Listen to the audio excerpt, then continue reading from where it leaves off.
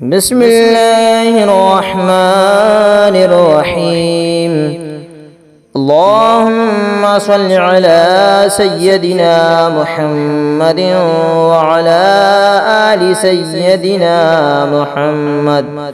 محمد صلاة تنجينا بها من جميع الأهوال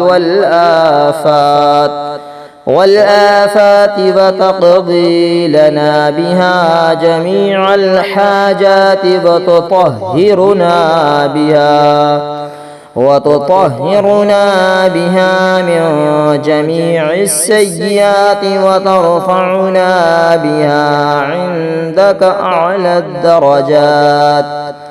أعلى الدرجات وتبلغنا بها أقصى الغايات من جميع الخيرات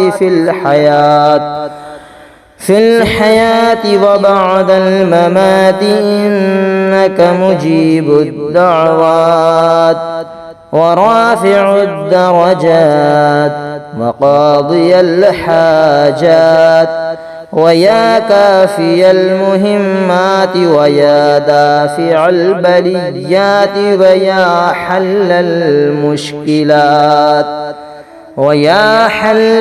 المشكلات أغثني يا إلهي، إنك على كل شيء قدير.